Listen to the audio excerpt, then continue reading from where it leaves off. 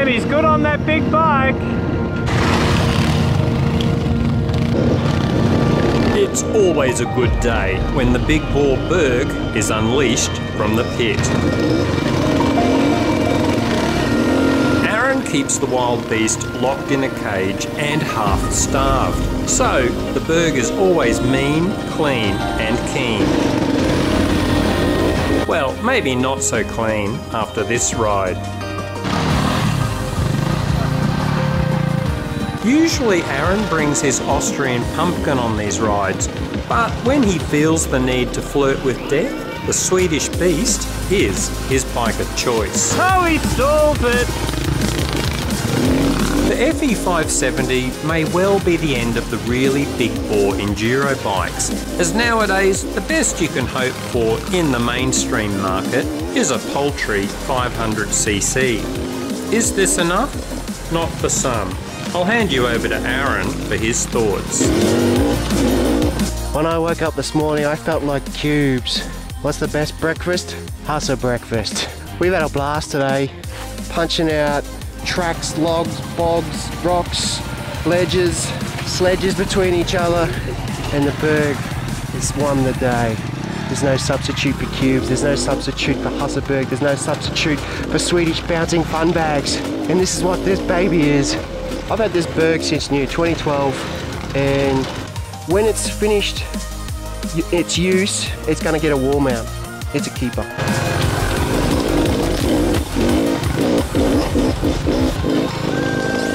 If you go back to our earliest ride vids, you'll see I started this whole cross-training caper on an FE570.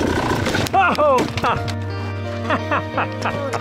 Not necessarily the best bike for the sort of riding we do, but I was still surprised at what a capable dirt bike it was. Eventually I bit the bullet and had to sell the big girl and opt for two-strokes, which are much better suited for the riding we like. Woohoo!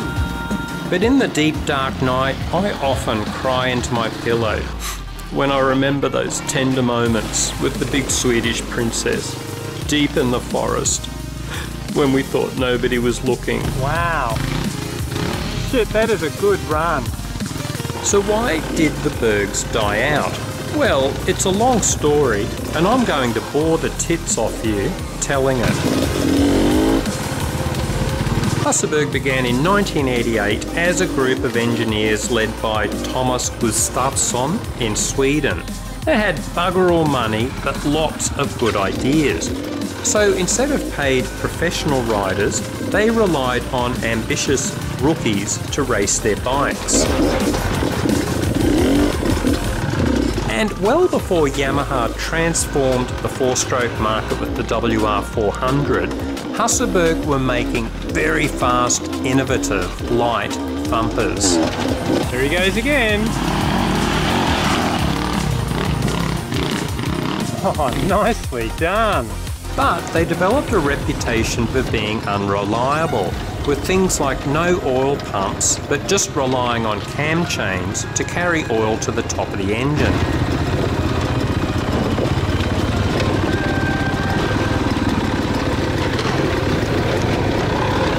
Husaberg was eventually purchased by KTM in 1995, and eventually manufacturing moved to Austria in 2003. It's interesting to note that KTM's Ready to Race slogan was taken from Husaberg.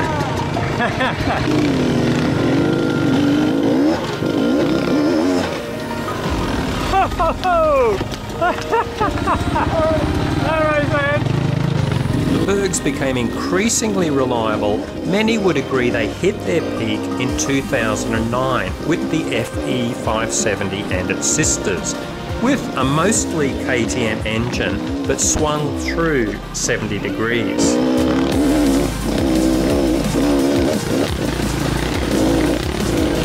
But sadly, in 2013, the CEO of KTM bought out Husqvarna and the Husaberg brand ceased to exist.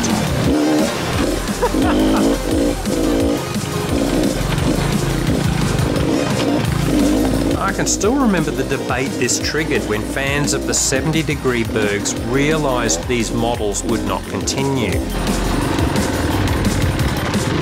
There were rumours that the 70-degree design cost more to build, and KTM preferred to use the new motor they had designed.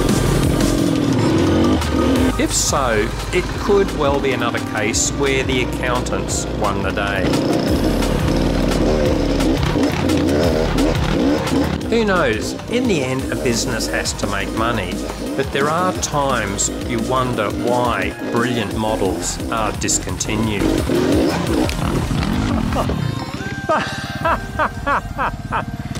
Oh well, I'm glad he didn't show me up by finishing it.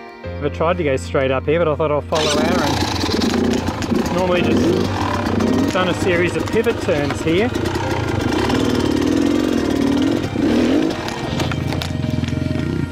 Well, congrats on the first one, man. Fucking awesome work.